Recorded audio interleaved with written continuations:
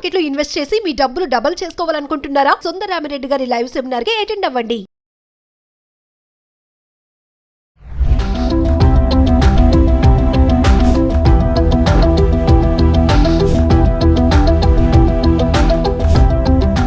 నమస్తే, welcome back to Suman TV. ప్రస్తుతం మనతో పాటు ఉన్నారు consumers affairs committee chairman Mandadi Krishna Reddy గారు. నమస్తే సార్. నమస్తే అమ్మా. సార్, మరి కష్టపడితే సాధించలేని ఏది లేదని నిరూపించాడు గొర్రెల కాపర కొడుకు మహారాష్ట్రకు చెందిన బిరిదేవ్ సిద్ధప్ప దోణే. మరి అసలు ఇంటర్వ్యూ చూస్తే అసలు దాన్ని ఎలా ఉందంటే చాలా ఆశ్చర్యం. ఒక కోచింగ్ లేదు, ఒక మంచి సదుపాయాలు లేవు.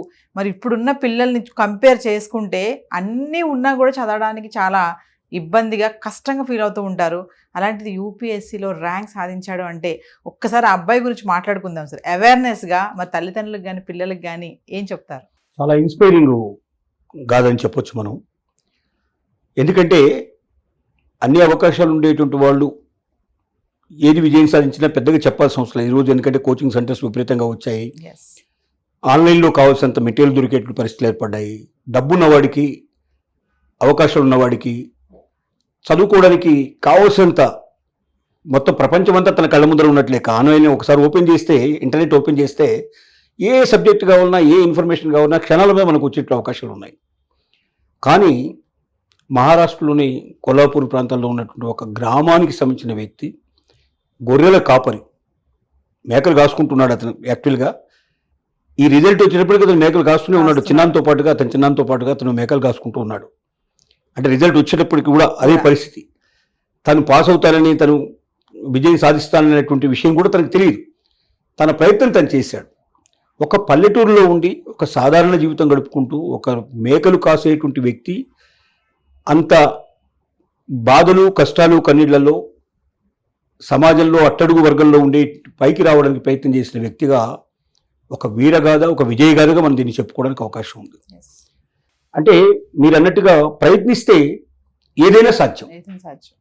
అసాధ్యం అనేది ప్రపంచంలో లేదు. అసాధ్యంలోనే సాధ్యం ఉంది. అసాధ్యం అనే పదంలోనే సాధ్యం ఉంది.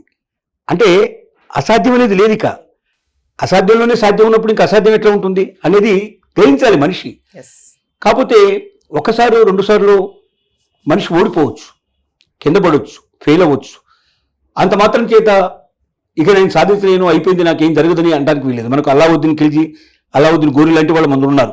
10 సార్లు, 11 సార్లు, 17 సార్లు దండయాత్ర చేసి ఇండియా మీద చివరికి సాధించిన వాళ్ళు, విజయం సాధించిన వాళ్ళు.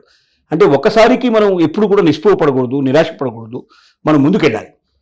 అతనంత సాధారణ వ్యక్తి, అతనికి పుస్తకాలు అందుబాటులో లేవు, డబ్బు అతని దగ్గర లేదు, పోనీ గ్రామ స్థాయిలో ఉన్నాడు అతను, పట్టణం కూడా అతని దగ్గరగా లేదు, లైబ్రరీస్ దగ్గరగా లేవు.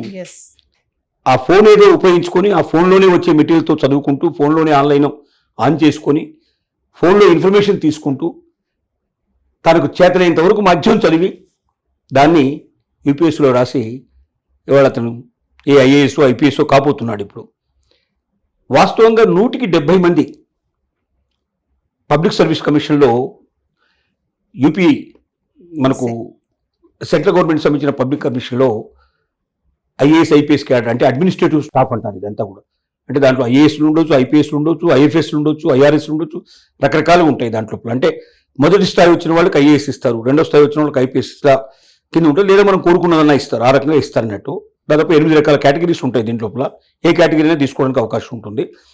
దీని లోపల విజయం సాధించడం అంటే ఒక అత్యున్నతమైన అధికారిగా రావడం, ఒక ప్రపంచమంతా గుర్తించేటట్టుగా ఎంతో గొప్ప గొప్ప వాళ్ళు వచ్చి విష్ చేసే పద్ధతిలో ఒక జిల్లాని అడ్మినిస్ట్రేటివ్ కేంద్రంగా తీసుకోవడం కానీ, ఒక రాష్ట్రాన్ని మొత్తం తీసుకోవడం కానీ, రేపు సీనియారిటీ వచ్చిన తర్వాత ఒక దేశానికి మొత్తం టోటల్గా ఒక క్యాబినెట్ సెక్రటరీ అవడం కానీ, ఈ రకంగా ర్యాంకులు పెంచుకుంటూ పోయి దేశానికి సేవ చేయడానికి, సమాజానికి సేవ చేయడానికి అన్నివేళ వాళ్ళకి అవకాశాలు ఉంటాయి.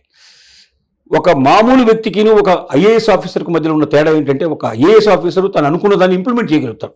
ఈవెన్ పొలిటీషియన్స్ ఎంతమంది ఉన్నా, ఎమ్మెల్యేలు, ఎంపీలు ఎంతమంది ఉన్నా కూడా వీళ్ళందరూ వాళ్ళు అసెంబ్లీలో కానీ, పార్లమెంట్లో కానీ తీర్మానాలు చేసేవాళ్ళు. కానీ ప్రజల దగ్గరికి దాన్ని తీసుకెళ్లాలంటే అంతిమంగా సంతకం ఎవరిది కావాల్సి ఉంటుందంటే ఖచ్చితంగా అడ్మినిస్ట్రేటివ్ ఆఫీసర్ సంతకం కావాల్సి ఉంటుంది. మినిస్టర్ రికమెండ్ చేస్తాడు, దాన్ని ఇంప్లిమెంట్ చేసేవాడు ఎవడంటే అడ్మినిస్ట్రేటివ్ ఆఫీసర్ రికమెండ్ చేస్తాడు, దాన్ని ఇంప్లిమెంట్ చేస్తాడు. కాబట్టి అంత శక్తివంతమైనటువంటి ఇలాంటి పోస్టుల్లో, ఇలాంటి పదవుల లోపల రాణించడం అంటే, రావడం అంటే అది మామూలు విషయం కాదు. ఎంతో కృషి, ఎంతో పట్టుదల, అంటే అది తప్ప మరొకటి ధ్యాస లేకుండా, ఆలోచన లేకుండా దాన్నే జీవిత లక్ష్యంగా పెట్టుకుని అది సాధించడమే నా జీవితం అనుకుని ముందుకెళ్తే తప్ప ఇది సాధ్యం కాదు. కాబట్టి ఇతని గాథ, బిర్దేవ్ గాథ మామూలు గాథ కాదు.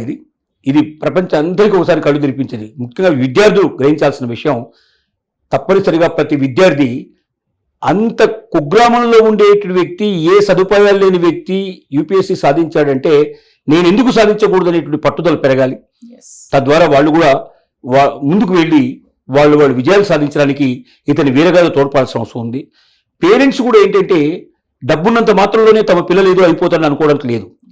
పిల్లల్లో ఆ పట్టుదల రావడానికి ఏం కావాలి, వాళ్ళలో దాన్ని ఎలా పెంచాలని దాని వైపున మళ్లించేందుకు ప్రయత్నం చేయాలి తప్ప కోపంతోటో తాపంతోటో లేకపోతే నువ్వు చేయకపోతే నేను ఏం చేస్తాను చూడని చెప్పి బెదిరించడంతో ఇట్లాంటి చేయకుండా వాళ్ళకు కూడా ఒక మార్గదర్శకత్వాన్ని ఇస్తూ ఇలాంటి వీరగాథలు తెలియజేసుకుంటూ అతనే సాధించగలిగే మనం ఎందుకు సాధించలేము, అంత ఒక కుగ్రామంలో ఉండేవాడు సాధించినప్పుడు మనం సాధించగలమన్నట్టుగా ఉత్సాహపరిచి వారి ముందుకు తీసుకెళ్తే పిల్లలందరూ కూడా విజయం సాధించేందుకు అవకాశాలు ఏర్పడతాయి.